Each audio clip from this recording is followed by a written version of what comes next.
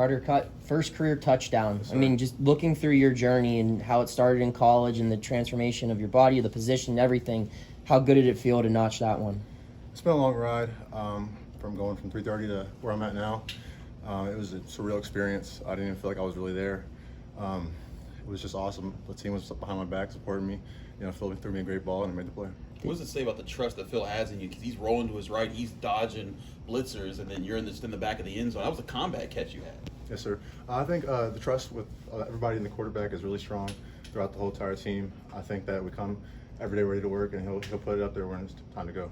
Karter, is that what's different about this year? You've got a quarterback that can extend plays, and you always have to kind of keep that in the back of your mind. I think it's great the way he can move in the pocket and get out and spread the ball around, even run with his legs too, as you guys saw. So I think it's great, and it adds to our offense a lot. Is that chaos fun, or is that kind of challenging? Like, yeah, Phil's on the move. It's pretty fun. Once you see Phil get out the pocket, you know you got to get yourself open. Were you guys kind of caught off guard because you guys couldn't see him get touched all spring, all summer training camp? Then you see him just quarterback sneaking, running downfield, just kind of taking hits. Was that something that you guys were like, oh wow, that's what we've been waiting to see? Well, we knew we were going to see it. I mean, we knew about him. We watched film on him from last year at Boston College. We knew he was a physical guy, and he's a tough guy off the field too. So we weren't worried about it at all. Altogether, your tight end room accounted for a lot of offense on Saturday. I mean, is it nice to?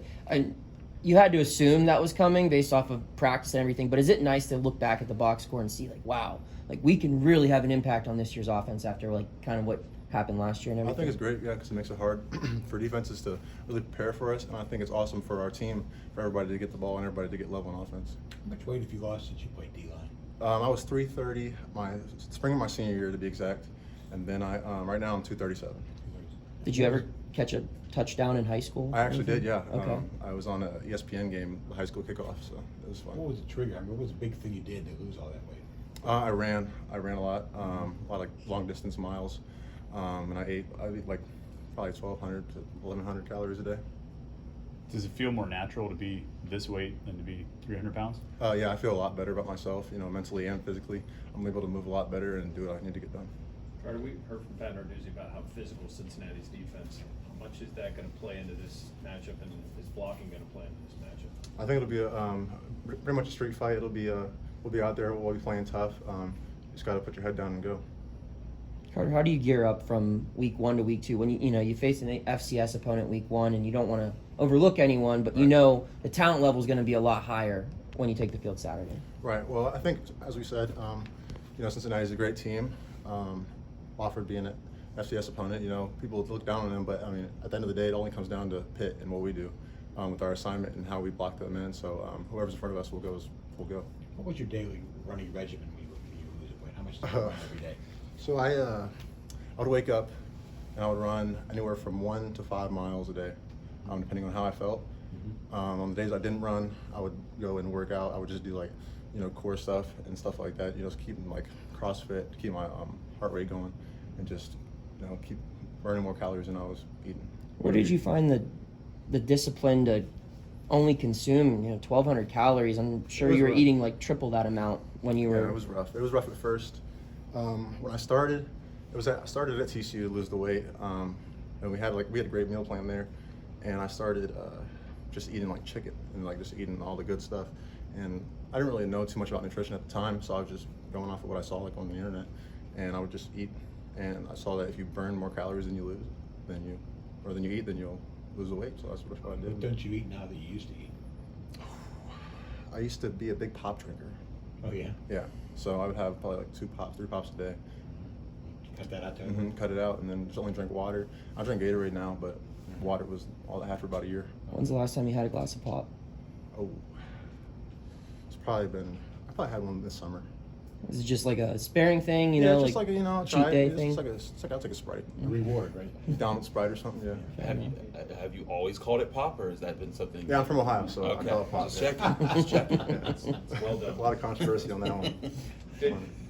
Daniel Karter also not 100 pounds, but he also lost some weight. Right. Did you guys talk about that transition that you guys both went through with your bodies? Well, I think he did kind of the same thing I did, and he just wanted to be quicker.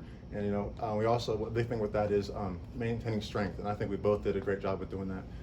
So I think us being smaller and stronger backs now, will be really good for the offense. What have your coaches focused on this week? You know, when you play a team like Wofford, sometimes it may feel like, man, I don't got that many notes from that game, but it seems like your coaches always do. Right. Like I said, no matter who we're playing, it's always about us. So, you know, if we're messing up a little assignment, I mean, we'll fix that just so we can do it right whenever we're up the next time. What were some of the things that they told you guys to look at? Just some landmarks on guys, getting inside, getting your head inside, hand placement, and stuff like that. Carter, you've been described previously as having the best catch radius in the team. I was curious if you could expand on that. And do you think that touchdown against Wofford sort of showed that your ability is catching the ball last week? Well, I think I just try to, every time it hits my hands, it's got to come down with me.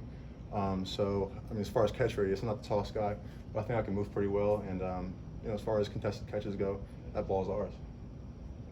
How difficult was it to transition not only to a new school but to a new position that we came from? It was difficult, definitely at first. It was difficult for me because I didn't know if I was really good or not because I never really watched or studied the film on that position. So coming in, playing defense, like I knew I was a decent defensive lineman. I knew what to do. I've been studying it my whole life. So to go from 12 years of defensive line to 3 years of tight end it's just all brand new. So I'm still learning every day. All good.